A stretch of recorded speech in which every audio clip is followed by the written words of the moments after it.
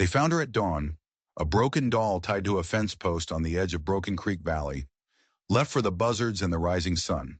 Her name was Alma Joyce, and she was the daughter of the only man in the territory with the spine to stand up to the Dean gang. They figured if they shattered her, they'd shatter her father's will. They figured wrong, because out of that blood-red sunrise rode a ghost, a man who hadn't spoken a word in 15 years, not since the day he watched his entire world burn to ash. His name was Wallace, and while his voice was silent, his actions were about to scream. One slash of his knife, and her bonds fell away. Two shots from his Colt, and her tormentors were tasting dust. But this wasn't the end. This was the first drop of rain in a hurricane that had been building for over a decade. What could drive a man to such silence? And what secret crusade was this silent guardian waging against the most feared outlaws in 3 territories? Before we dive into this story of a silence that was louder than thunder, do me a favor and let me know in the comments where you're watching from. And if you believe that sometimes the only justice is the one you make yourself. Make sure you hit that subscribe button, because what's coming next, you won't want to miss it. The first thing Alma felt was cool water, a gentle trickle across lips so swollen they felt like they belonged to a stranger. The world was a blurry mess of light and shadow behind her eyelids. The air smelled sharp, like carbolic acid and something else. Something like old leather and dust. Someone was humming, a woman's voice soft and low. "She's stirring." The voice was a gravelly rumble, familiar and safe. Doc Herschel Scott. "Easy now, Miss Joyce. You've been through the ringer and then some." Alma tried to speak, but the pain in her jaw was a lightning strike. The memory of the morning crashed back in. The cruel, laughing faces of the Dean gang. The splintered wood of the fence post digging into her spine. The feeling of being discarded, left to die. And then, the stranger. The man with eyes like a winter sky. "Your silent angel got you here just in time," Doc Scott said, his thumb pressing against her wrist, checking her pulse. "Another hour out there." He didn't need to finish the sentence. They both knew what he meant. A younger woman swam into Alma's focus. Bonnie Sue, the doctor's daughter, her face a mask of worry and anger. "Those animals," she whispered, her hands wringing out a cloth stained with Alma's own blood. "Sheriff Paul is supposedly investigating." She said the word like it was a curse. "Bonnie Sue," her father's voice was a quiet warning. Alma managed to turn her head, just an inch. The clinic was the same as always. Doc's worn leather bag sat on a table, cracked and familiar, but beneath it, just peeking out, was the corner of a folded paper. It looked official, and it looked like it had been hidden in a hurry. "Where?" Alma's voice was a raw croak. "Where is he?" Bonnie Sue's eyes widened with a kind of wonder. "Still out there. Hasn't moved an inch since he carried you in like you weighed nothing. Just sitting on his horse across the street. Watching." The creak of floorboards announced Doc Scott moving to the window. "3 of Jake Dean's boys are laid out by that fence post," he said, his voice low. "Clean shots. Center mass. This wasn't some lucky ranch hand, Alma. This was professional." He turned back, and the kindness in his eyes was replaced by a hard, grim reality. "You've kicked the hornet's nest, girl. The Deans don't forgive, and they sure as hell don't forget." As if on cue, the clinic door flew open with a bang that rattled the windows. Thomas Joyce, Alma's father, filled the doorway. His face was a thundercloud of fear and pure, unadulterated rage. "Alma, my girl!" He rushed to her side, his big, calloused hands hovering over her, afraid to touch, afraid he'd break her more. "I'll kill them," he choked out, his voice thick with fury. "Every last one of those spineless dogs. I'll kill them all." "Thomas!" Doc Scott's voice was like iron. "Your daughter needs rest, not revenge talk. She's got 4 cracked ribs, a concussion, and enough bruises to paint a masterpiece. What she doesn't need is her father riding off to get a belly full of lead." Alma reached out, her fingers finding her father's hand, squeezing with what little strength she had. Through the wavy glass of the clinic window, she could see him, the silent man, a solitary figure on a dark horse. a statue of vengeance against the harsh afternoon sun. His hands were moving, working on a small piece of wood. He never looked up. He never moved. He was just there, a promise or a threat. "Bonnie Sue," Doc Scott said, his voice dropping. "Fetch me that new bottle of laudanum from the back. Mr. Joyce, a word, in private." The two men stepped into the hall. Alma strained to hear, catching only fragments of their hushed, urgent conversation. Not the first time. Letters from other towns, a pattern, to disappearances, always near their operations. "This is different, Herschel. This is my daughter." Bonnie Sue returned, her face pale.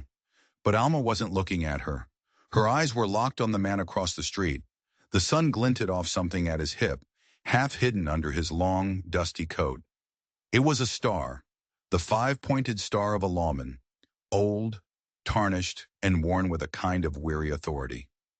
"I heard a story once," Bonnie Sue whispered, following Alma's gaze as she helped her sip some water.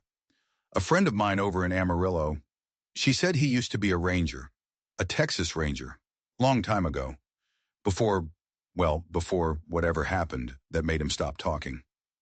The laudanum was a warm, heavy blanket, pulling Alma down into a darkness she desperately craved.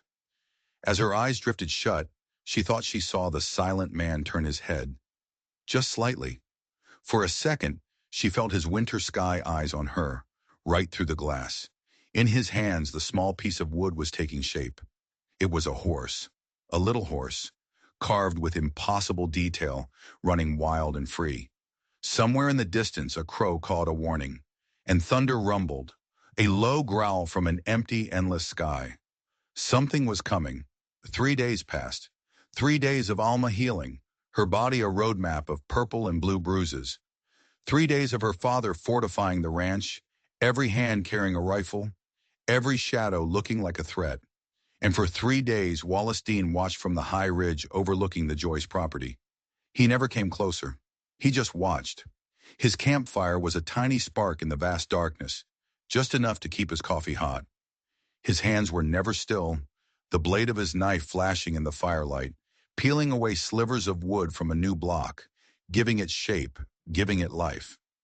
He knew what Thomas Joyce was doing down in the valley. He saw the extra guards, the lanterns burning all night. He knew Joyce thought numbers would keep his daughter safe. Wallace knew better. Men like the Deans weren't stopped by numbers. They were a sickness, a plague, and you didn't bargain with a plague. You burned it out. The crunch of boots on gravel pulled him from his thoughts.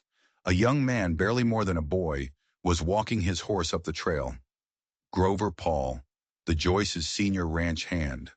He looked nervous, his eyes darting from Wallace to the shadows that danced beyond the fire. "Mr. Joyce, he sent me," Grover stammered, twisting the brim of his hat in his hands. "Wants to know if you'd care for a hot meal. Miss Alma, she's up and about some. She asked after you." Wallace didn't answer. He simply reached into his saddlebag and pulled something out. It was the small wooden horse, the one he'd been carving in town. It was perfect, every line, every muscle, captured in the simple piece of wood. He held it out to Grover.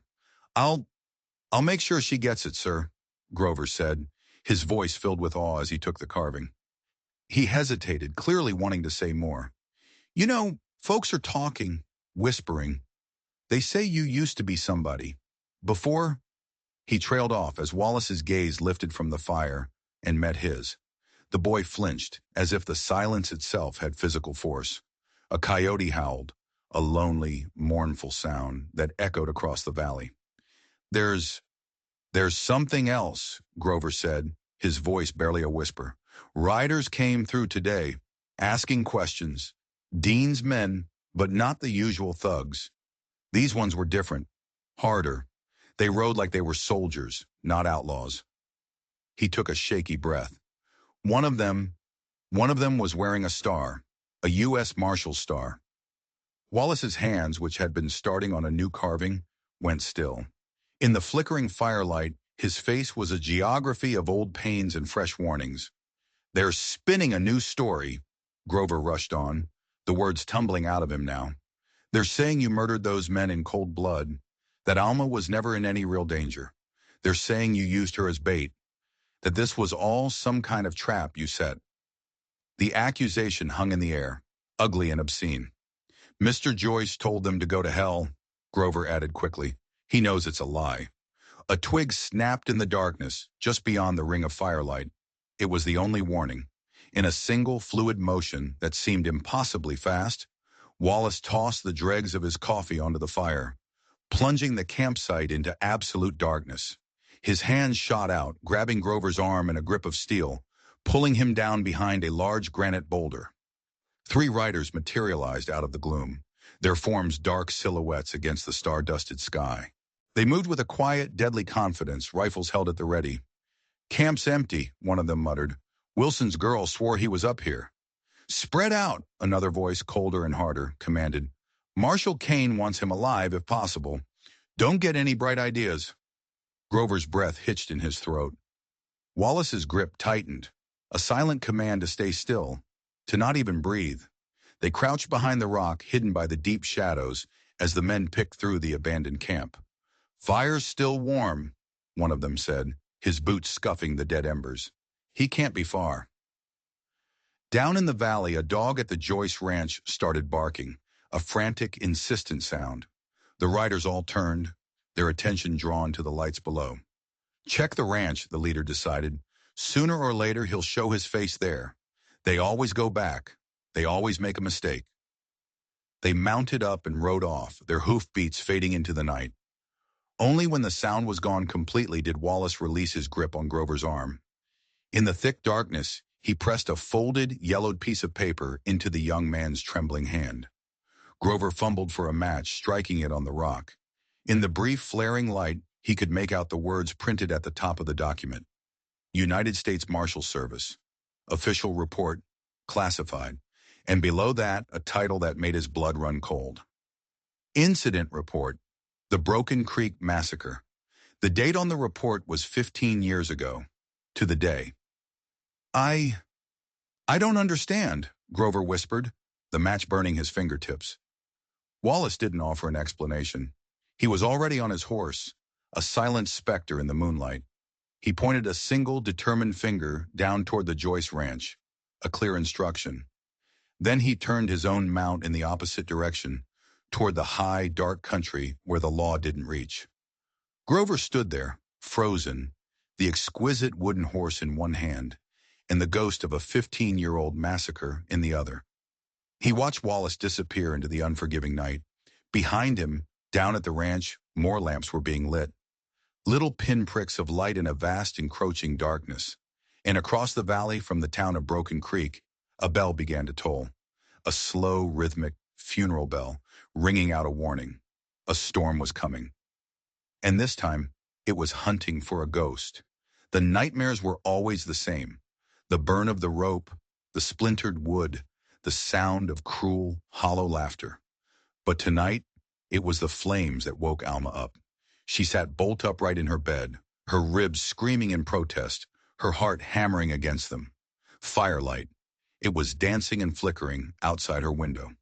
For a terrifying second, she thought they were back. The Dean gang, with torches this time. But when she looked closer, she saw it was just a single campfire high up on the ridge. The same ridge where he kept his vigil, her silent guardian. He was still out there. Sleep was impossible now. The pain in her side was a dull, constant ache, a reminder of her own fragility. She made her way downstairs, each step a carefully negotiated truce with her own body. The kitchen was lit by a single low-burning lantern. Grover was at the table, his shoulders slumped, his face etched with worry. In front of him sat the little wooden horse, and beside it, the yellowed, folded paper Wallace had given him. "He's gone," Grover said, his voice flat. He didn't even look up. "A whole posse came looking for him, led by a U.S. Marshal. He gave me these, and then he was just gone, vanished." Alma's fingers traced the impossibly smooth lines of the wooden horse. It felt warm, as if it still held the heat of its creator's hands. "What is that paper?" she asked, her voice quiet in the still house. "It's part of a case file," Grover said, his voice hollow. "The Broken Creek Massacre. 15 years ago. He finally looked at her, and his eyes were dark with a borrowed horror. A Texas Ranger's family was slaughtered, wiped out. He was away on patrol, came home to find everything gone. His wife, his little girl, his father-in-law, cabin burned to the foundation. Alma felt a chill that had nothing to do with the night air. They said they caught the men who did it, Grover continued, his voice barely a whisper. A gang run by a disgraced lawman. They were tried and hanged. But the ranger, he just disappeared. Some folks say he went crazy with grief, rode off into the desert and never came back. Grover paused, swallowing hard. Others say something different. They say he didn't go mad. He went to war. He started hunting. Not outlaws. He started hunting the lawmen who took blood money, the ones who looked the other way, the ones who let the wolves into the fold. Alma's hand trembled as she put the wooden horse down on the table.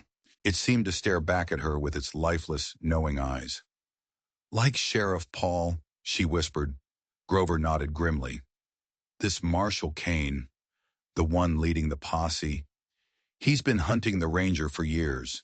He claims the ranger is a murderer 10 times over, says he's killed a dozen men, all of them wearing a badge, and all of them with known ties to gangs like the Deans.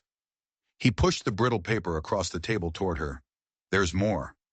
Alma's eyes scanned the faded ink. It was a list of the victims from the massacre. A woman, an old man, and a child. Wallace Caldwell, Texas Ranger. The name leaped off the page. Wife, Emma Caldwell. Daughter, Catherine Caldwell, age 12. The report detailed the horrific scene, but it was the last line that made Alma's breath catch in her throat, a sharp, painful gasp. The girl was found behind the burned-out cabin, bound to a fence post. The wooden horse, the fence post, the little girl. It wasn't a coincidence. It was a memory. He hadn't just saved her. He had seen his own daughter. A sudden commotion from outside shattered the silence. Shouts from the bunkhouse, the sound of running feet, the urgent cry of a horse. Grover was on his feet in an instant, his gun in his hand, his eyes wide. The kitchen door burst open and Alma's father stood there, his face pale, a rifle gripped in his white-knuckled hands. "Riders," Thomas Joyce said, his voice tight and strained. "Coming in fast, at least a dozen of them." He looked at Grover, his eyes hard as flint. "Get Alma to the storm cellar. Now." "Pa, no!" Alma cried, grabbing the edge of the table for support. "Do as I say!" he roared, a rare display of fear-fueled anger. "It's Dean himself, Jake Dean. I saw his white horse in the moonlight. He's leading them." Alma's hand closed around the wooden horse, its hard edges digging into her palm. Grover grabbed her arm, pulling her toward the cellar door, but her feet felt like lead. Through the kitchen window, she could see them, dark shapes on horseback, moving through the rain that had just begun to fall, a silent, deadly army descending on their home. "They'll kill him," she whispered, her words swallowed by the rising wind.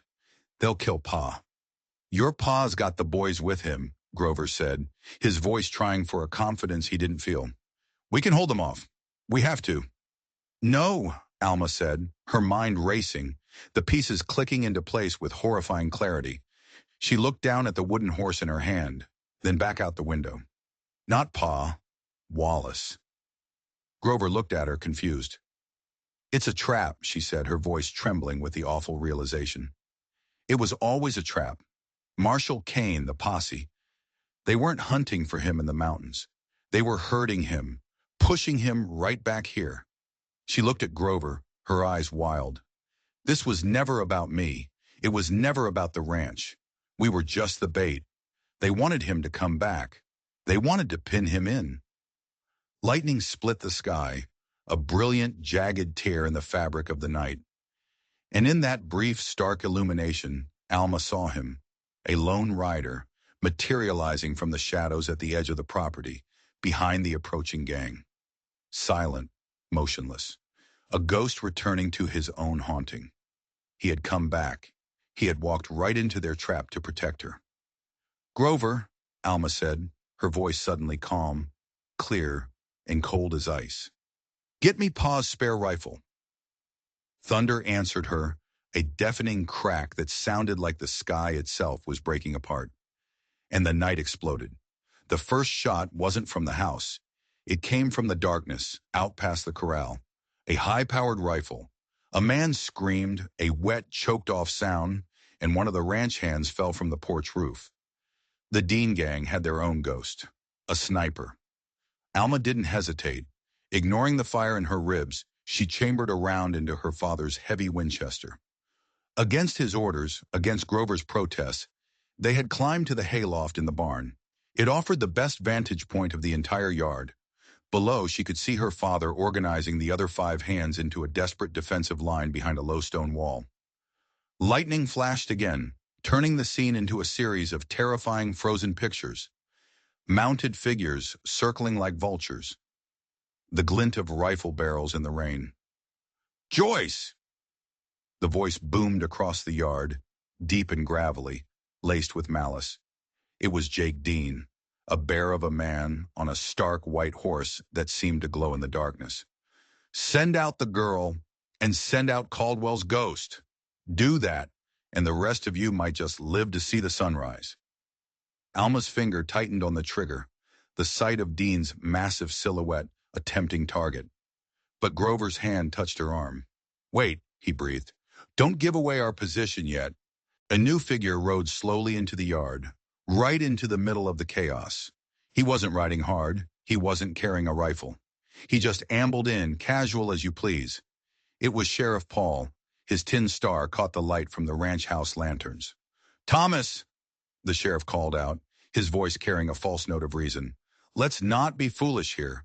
You're harboring a known fugitive, a murderer. Let's all just put our guns down and talk this through like civilized men." Alma's father stepped out from behind the wall, his own rifle held steady. "Civilized?" he roared back, his voice dripping with contempt. "Is that what you call it, Paul? Taking Dean's blood money to let him run roughshod over this whole valley? How much did that badge cost you?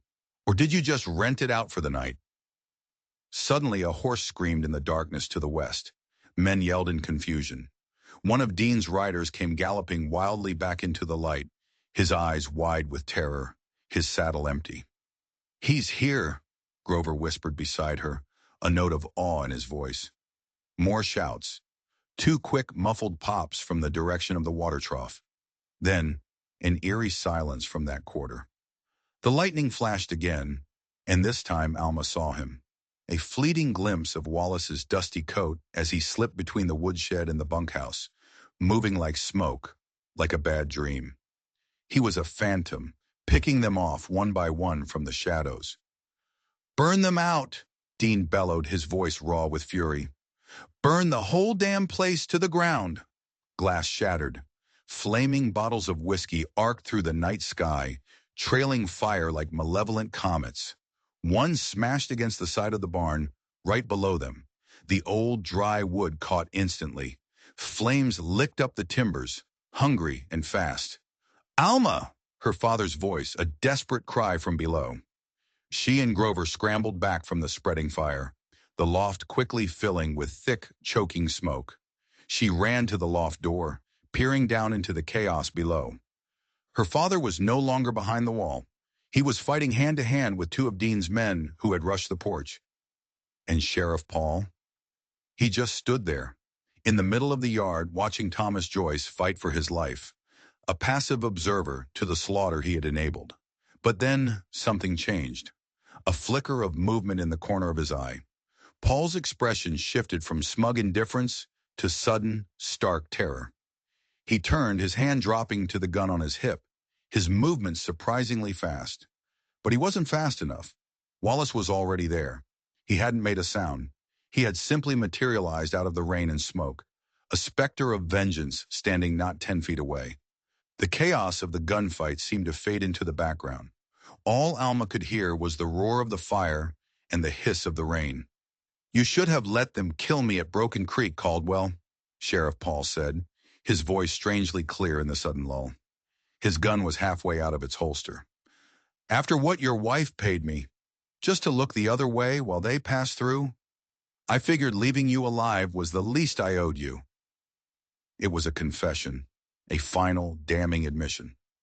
Emma Caldwell had tried to buy their safety, and this man, this lawman, had taken her money and let her family die anyway. For 15 years, Wallace Caldwell had been a vessel of silence, his grief and rage locked away behind a wall of his own making. But now as the barn burned behind him and lightning tore the sky in two, the wall broke. He spoke. His voice was a horrifying thing, a rasping, gravelly sound, ripped from a throat long unused. It was the sound of rust and ruin and 15 years of unspeakable pain. "Give me the badge." 2 words. An entire lifetime of fury packed into 2 words. Paul's draw was fast.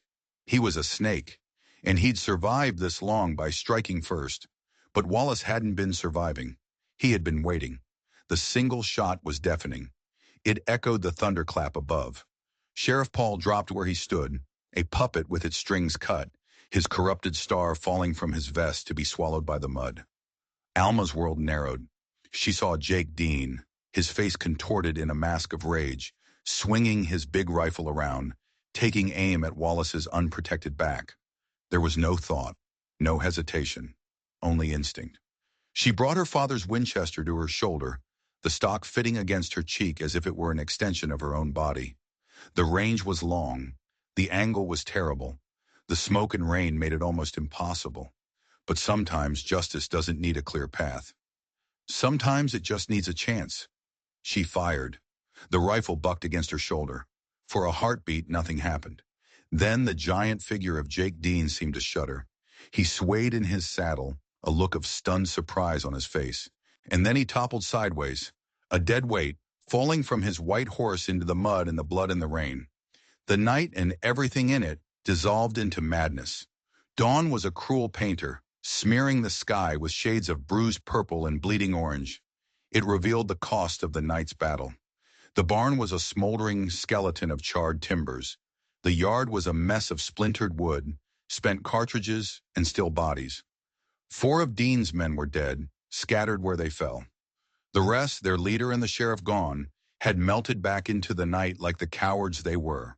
Alma found Wallace by the edge of the property. He was kneeling in the mud, holding the sheriff's tarnished badge. He turned it over and over in his fingers, his expression unreadable. Without a word, Alma walked up and placed the small, wooden horse on the ground beside it. A silent offering, a shared understanding of a pain too deep for words. He looked up at her then, and for the first time, the winter in his eyes seemed to have thawed, just a little. In their depths, she saw the reflection of the rising sun, and maybe, just maybe, the faintest glimmer of something that looked like hope. Doc Scott was in the yard, his sleeves rolled up, tending to the wounded. 2 of the ranch hands had serious but not life-threatening injuries. Alma's father had a long, shallow gash along his arm, but he was alive. He moved among his men, his face grim but proud, clapping them on the shoulder, his voice low and steady. Wallace had insisted on digging the graves himself. He worked with a steady, relentless rhythm, his shovel slicing into the hard Texas soil. 5 holes. 4 for the Dean gang, laid in a row, and a 5th, separate from the others, for the man who had worn the star. Grover found Alma on the porch steps, handing her a steaming mug of coffee. "He spoke," Grover said, his voice still filled with disbelief. "After all this time, he actually spoke." 2 words, Alma said, staring out at the solitary figure digging in the dirt. "Give me the badge." The memory of that voice, like rocks grinding together, sent a shiver down her spine. The sound of an approaching buggy drew their attention. It was Bonnie Sue, her face pale with worry, bringing fresh bandages and news from town. She rushed to help her father, but her eyes kept straying to Wallace. "Marshal Kane's men were seen riding north, out of the valley," she reported as she passed the porch. "They're saying he's gone for reinforcements. But there's more talk, too. They say the rest of the Dean gang is gathering at their main ranch over in the next county. 20, maybe 30 guns, all of them screaming for Joyce blood." Thomas Joyce joined them on the porch, his arm now neatly bandaged by Doc Scott. His face was a thundercloud. "This isn't over. We need to get word to the territorial governor. With Paul dead, there's no law in this valley except the law of the gun." There's Wallace, Alma said quietly. Her father's expression hardened. He's a wanted man, Alma. A ghost who brings a storm of death with him wherever he rides. That's not law. That's vengeance. He saved my life, Alma shot back, her voice firm. He saved all our lives. He did what the law couldn't or wouldn't do. I'm grateful, you know that, her father said, his voice softening slightly. But what happens next? Does he just stay on that ridge forever? As if summoned by their conversation, Wallace finished his work. He cleaned his shovel, walked to his horse, and then, to everyone's surprise, he started walking toward the house. He moved with a purpose they hadn't seen before. In his hand, he carried the little wooden horse, now stained with smoke and mud. He walked right up the porch steps, his boots heavy with the earth from the graves he just dug. He stopped directly in front of Alma and held the carving out to her. When she took it from him, his calloused, rough fingers brushed against hers. It was a jolt, a spark of connection that felt more real than any words. His eyes, clear as a mountain stream now, met hers and held them. He didn't speak, but in that long, silent moment, a whole conversation passed between them. A conversation of gratitude, of shared loss, of a path forward. Alma turned to her father, her chin held high. He stays, Pa. Wallace stays. Thomas Joyce looked from his daughter's determined face to the silent, haunted man standing beside her. He saw the way Wallace looked at her, the fierce protectiveness in his gaze. He saw the strength in his own daughter, a strength forged in fire and fear. And he saw something else, an unspoken alliance that was stronger than any number of hired guns. He gave a slow, reluctant nod. All right, we'll need every gun we can get before the rest of the Deans come calling. He then turned his full attention to Wallace. But first, I think it's time you told us. The whole story, everything. About Broken Creek, about Paul, and about why a U.S. Marshal wants you dead more than he wants you in chains. Wallace's jaw tightened. For a moment it looked like he would retreat back into the fortress of his silence. His hand went to his throat, to the faint pale line of an old scar that peeked out from above his collar. Everyone on the porch held their breath. Instead of turning away, he reached deep inside his dusty coat. He pulled out a battered, bent tin-type photograph. He held it out for them to see. It was a picture of a smiling woman with kind eyes and a young girl with a mischievous grin, her hair in two long braids. They were on the porch of a small cabin, a porch not unlike the one they were all standing on now. And on the railing behind them, just barely in focus, sat a small, crudely carved wooden horse. When Wallace finally spoke again, his voice was still a rasp, still a ruin.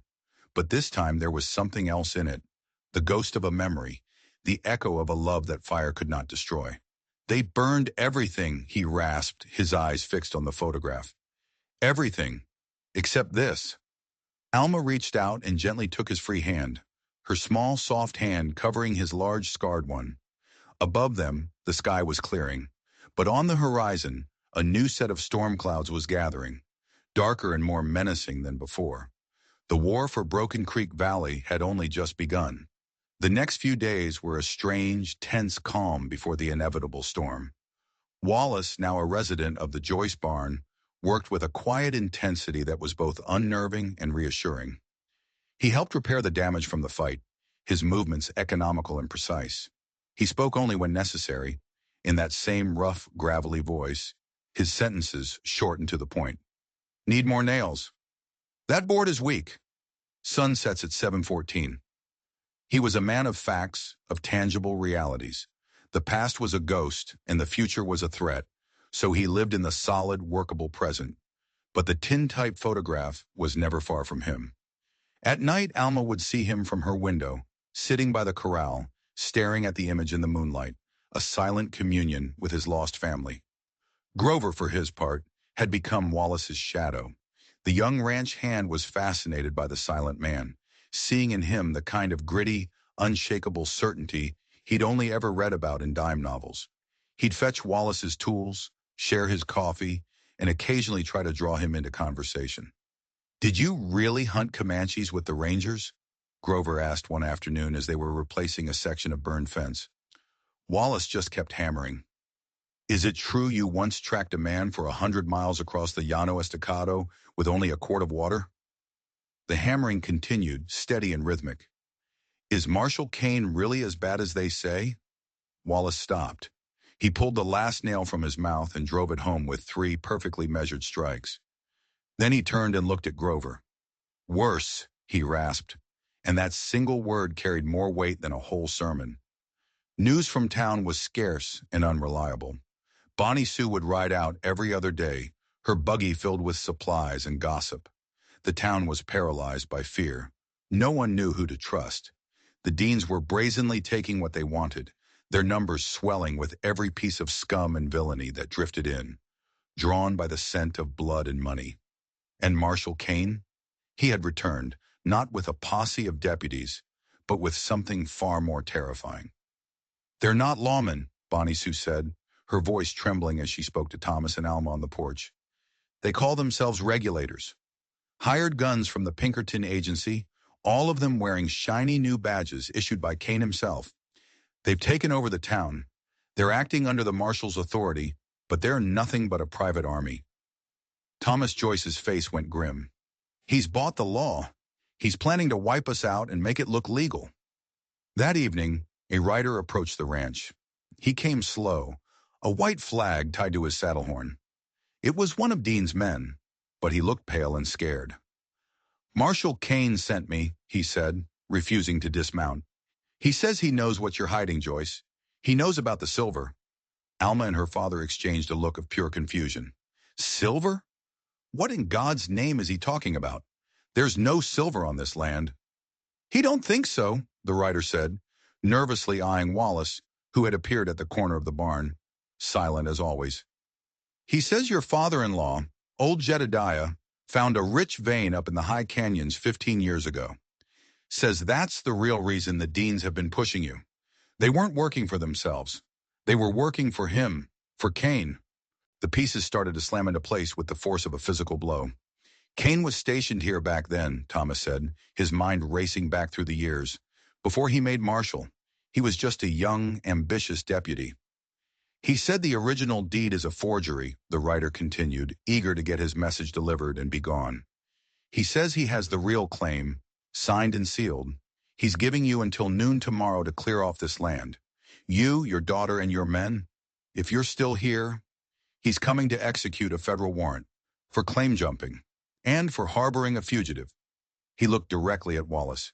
He said to tell you, Caldwell, that this time he'll finish the job he started at Broken Creek. The rider wheeled his horse and galloped away, leaving a cloud of dust and a suffocating silence in his wake. Silver.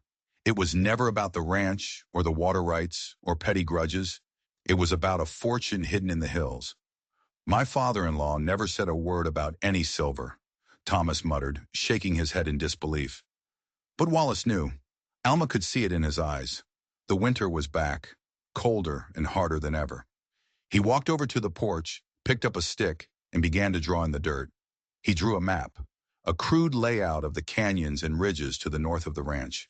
He drew a winding creek, and then he marked an X next to a formation of rocks he drew as 3 jagged peaks. Broken Creek, he rasped, his voice low. He pointed to the X. My cabin. Then his finger moved, tracing a line from the cabin deep into the mountains to a place far off the Joyce property. He drew another X. The silver. But how do you know? Alma asked. Wallace looked at her, his face a mask of old grief. Jedediah was Emma's father. The world seemed to tilt on its axis. Alma's grandfather, Wallace's father-in-law. They were the same man. Jedediah had lived with the Caldwells in his final years. He had found the silver, but he had told his son-in-law, the ranger, because he trusted the law. And Wallace, being the man he was, had reported it to the local deputy, a young, ambitious man named Kane.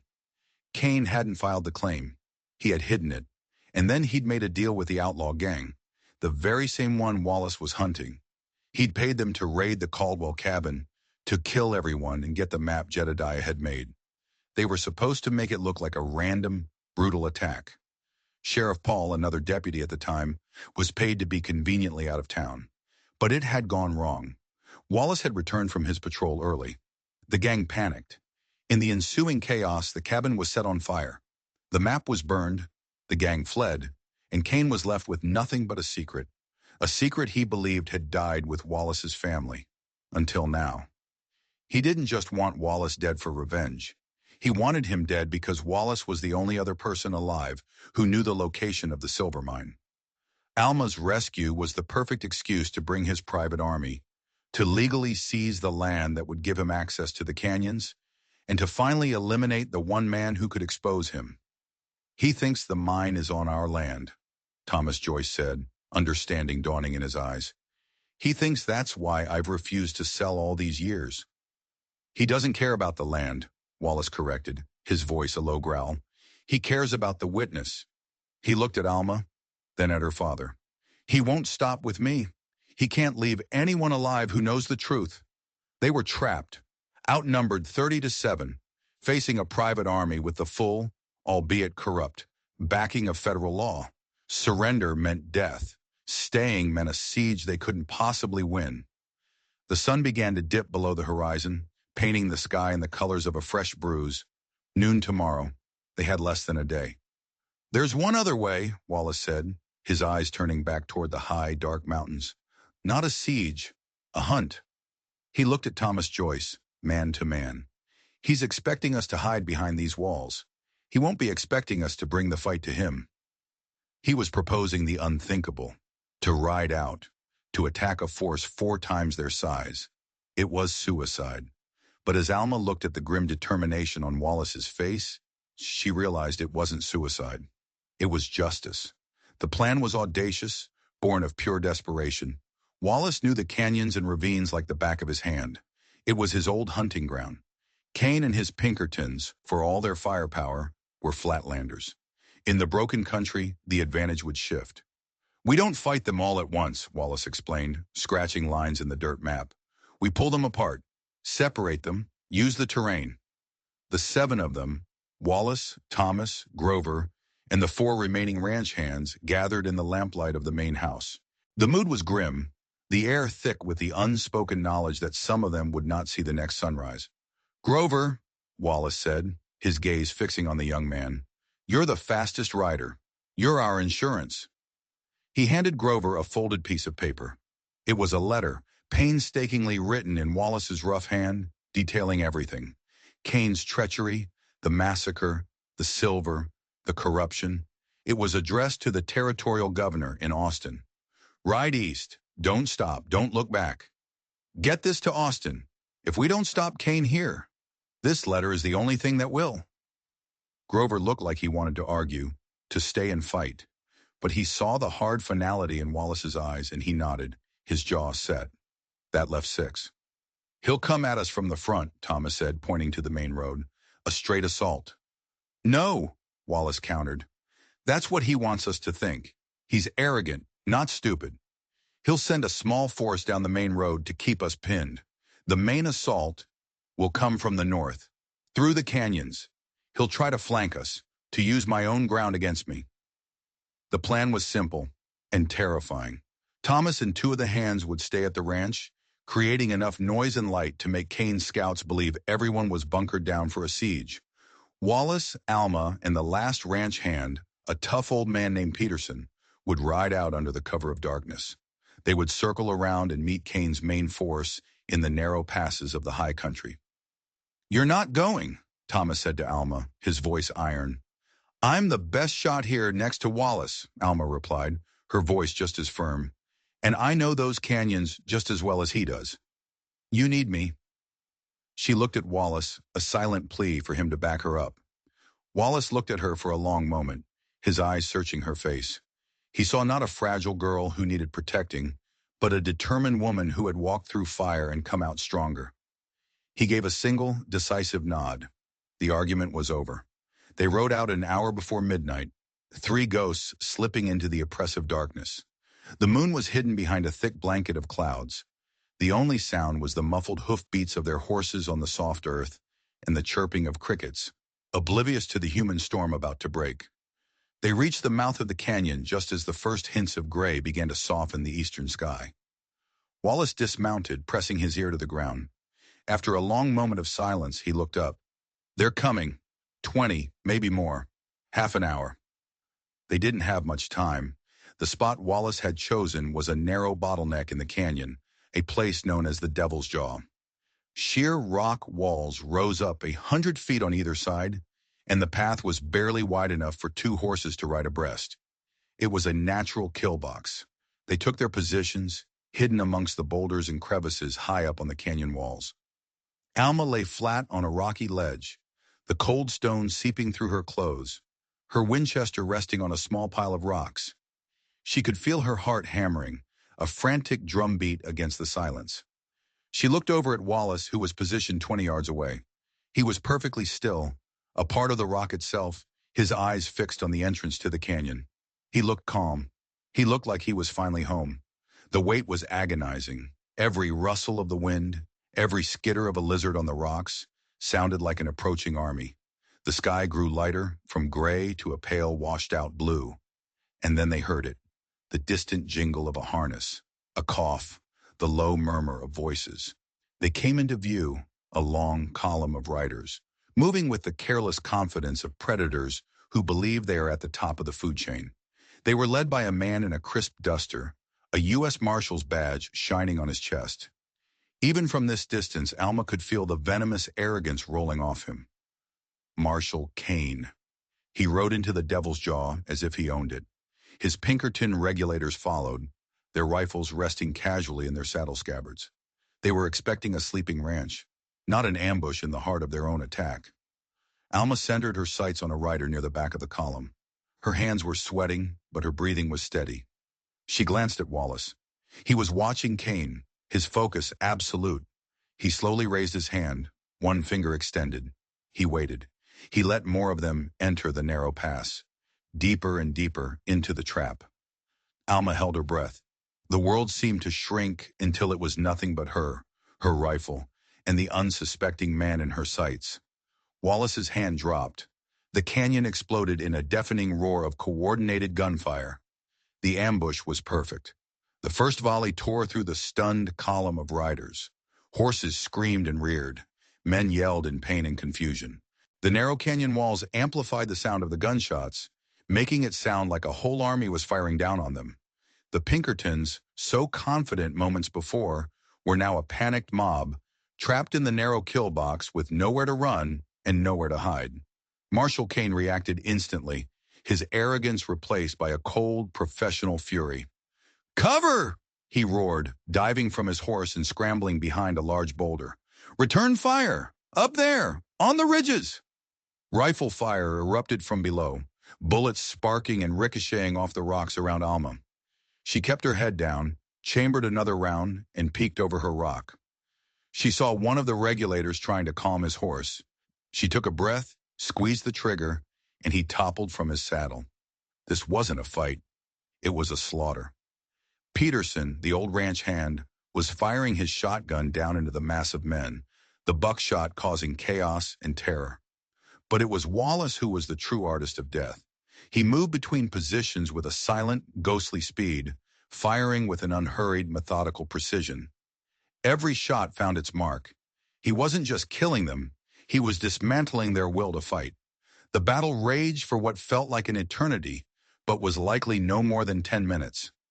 The floor of the canyon was littered with the bodies of men and horses.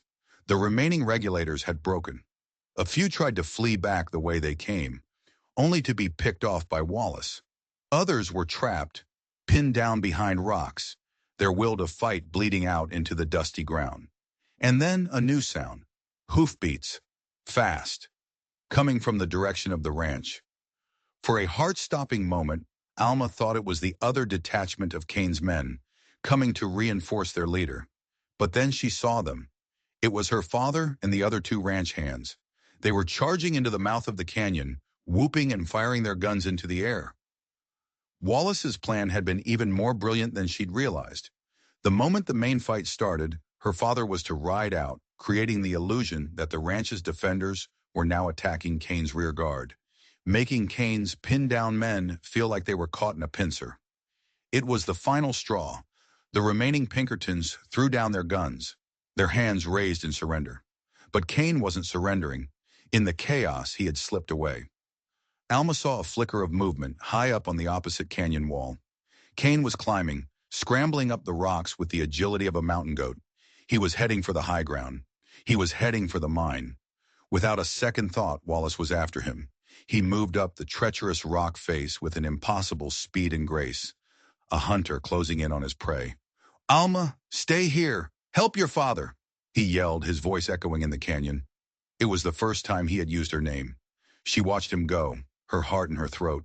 The fight for the valley might be over, but Wallace's war, the 15-year war that began in fire and blood, was about to have its final battle, high up in the lonely, silent mountains where it all began. And only one man was coming back down. Alma helped her father and the hands round up the half-dozen surviving Pinkertons. They were disarmed and tied, their faces a mixture of shock and disbelief. They were professional hard cases, but they had been systematically dismantled by just 3 skilled fighters using the terrain as a weapon. "Where's Wallace?" her father asked, his eyes scanning the quiet canyon walls. "He went after Kane," Alma replied, her gaze fixed on the high ridge where the 2 men had disappeared. "Kane's heading for the mine." "He can't face him alone," Thomas Joyce said, his face grim. "Kane is a snake." "This isn't about the silver anymore, Pa," Alma said softly. "It never was. This is something he has to finish himself." High above them, Wallace tracked Kane through the labyrinth of rocks and twisted juniper trees. He moved with a silence born of years spent in the wilderness, his feet making no sound on the rocky ground. He could see the trail Kane left behind, a scuffed boot print here, a broken twig there. Kane was moving fast, but he was clumsy. He was a city man in a wild place, driven by greed and desperation. Wallace, on the other hand, was home. He found Kane at the entrance to the mine. It was little more than a dark slash in the rock face, a shallow tunnel dug by Jedediah years ago, the entrance partially obscured by a rock slide. Kane was waiting for him, his pistol drawn. He stood with his back to the mine, a sneer on his face. "I knew you'd come, Caldwell," Kane said, his voice calm and steady. "Always so predictable. Always the hero." Wallace stopped 20 yards away, his own Colt holstered. He just stood there, his winter sky eyes fixed on the man who had destroyed his life. "It's a shame, really," Kane continued, his voice conversational. "We could have been partners. That old man, your father-in-law, he was sitting on a mountain of silver, enough for 100 men to live like kings. But you with your righteous ranger badge, you couldn't see it. You had to do it by the book." "You paid them to kill my family," Wallace rasped, the words like stones in his throat. "A business transaction," Kane shrugged. "They were supposed to get the map and be gone. Your wife and daughter, they weren't supposed to be there. A regrettable complication. But you coming home early, that was the real problem. You cost me 15 years, Caldwell. 15 years of being a backwater marshal instead of the richest man in Texas." Kane gestured with his pistol toward the mine entrance. "But no more. After I kill you, I'll file my original claim. I'll say I found you here, that you resisted arrest. A tragic but necessary end for a notorious cop killer. The story writes itself." "You left one thing out of your story," Wallace said, his voice dangerously low. "Oh," Kane asked, amused. "You didn't just pay them," Wallace said, taking a slow step forward. "You were there. That night, I saw you. In the smoke. Just for a second. You were the one who lit the fire." Kane's mask of calm superiority finally cracked. A flicker of panic flashed in his eyes. "You're lying." "Am I?" Wallace took another step. "Sheriff Paul told me some interesting things before he died. How you were worried the gang would talk. How you planned to hunt them down and silence them after they'd served their purpose. Just like you're trying to silence me." The truth hung between them, ugly and undeniable. Kane hadn't just orchestrated the massacre. He had participated in it. With a snarl of rage, Kane raised his pistol and fired. But Wallace was already moving. He dove to the side as the bullet whizzed past his head, drawing his own Colt in a single fluid motion. He landed on the ground, rolling, and came up firing. His first shot hit Kane's gun hand. The pistol clattered to the rocks. Kane cried out in pain, clutching his shattered wrist. Wallace's second shot hit him in the leg. Kane crumpled to the ground, his leg folding beneath him. Wallace stood up, walking slowly toward the wounded, whimpering man. He stood over Kane, his face impassive, his gun steady. Kane looked up at him, his eyes wide with terror and disbelief. The hunter had become the hunted. "Please," Kane begged, the arrogance gone, replaced by a pathetic plea for mercy. "Don't kill me. The silver, it's all yours. Take it. Just let me go." Wallace looked from Kane's terrified face to the dark maw of the mine. He thought of his wife, Emma. He thought of his daughter, Katie. He thought of the 15 years of silence, of the endless, lonely nights haunted by their faces. Vengeance was a hot, bitter fire in his gut. It would be so easy to pull the trigger, so easy to end it. But then he thought of Alma. He thought of her courage, of her refusal to be broken. He thought of the small wooden horse, a symbol not of what was lost, but of what could be saved. Killing Kane would be vengeance, but it wouldn't be justice. Justice was something more. Justice was bringing the truth into the light. Wallace lowered his gun. "Get up," he rasped. Kane stared at him, confused. "What?" "Get up," Wallace repeated, his voice like iron. "You're going to walk back down that mountain, and you're going to tell them, all of them, everything you did." Hope flickered in Kane's eyes. He thought he was being spared. He struggled to his feet, leaning on the rock wall for support.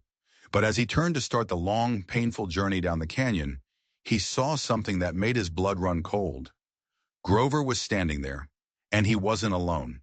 He was flanked by two men wearing the badges of the Texas Rangers, and behind them was the territorial governor himself, his face a mask of cold fury. Grover's ride hadn't just been insurance. It had been the final move in Wallace's plan. He had sent the boy on a different route, a shorter one, knowing the governor was on a tour of a nearby county. Grover had found him, and he had brought the law, the real law. Kane's face went white. He looked from the governor to Wallace, the terrible truth dawning on him. He wasn't being spared. He was being delivered. He wasn't just going to die. He was going to be erased. His name, his reputation, his entire life, exposed as a lie before he was hanged from the highest tree in Texas. It was a fate far worse than a quick bullet in the mountains. It was true justice. Dawn broke again over Broken Creek Valley, this time clear and bright. The air smelled of rain-washed sage and new beginnings. Marshal Kane and his surviving regulators were gone, taken away in irons to stand trial in Austin. The story of their corruption and of Wallace's long, silent war was already becoming legend.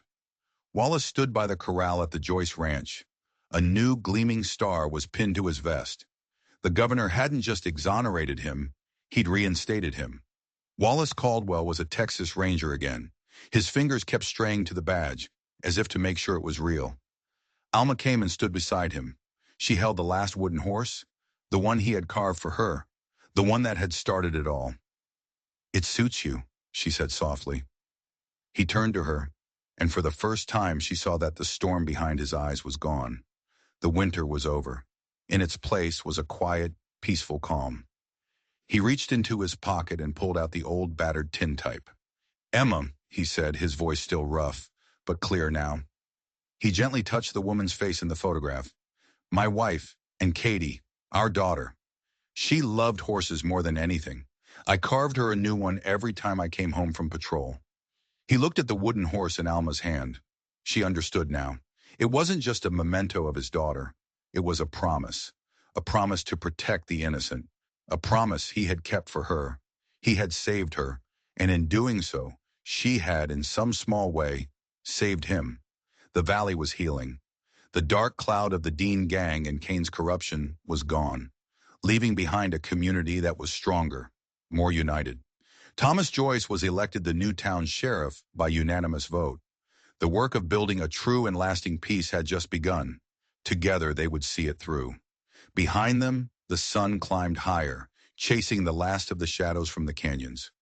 A new day had dawned, hard-won and precious, and a future that had once seemed impossible now stretched out before them, as wide and full of promise as the endless Texas sky.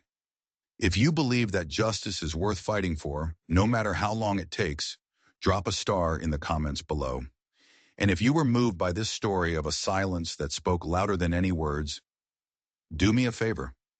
Share this video with someone who needs to be reminded that no one is ever too broken to be made whole again.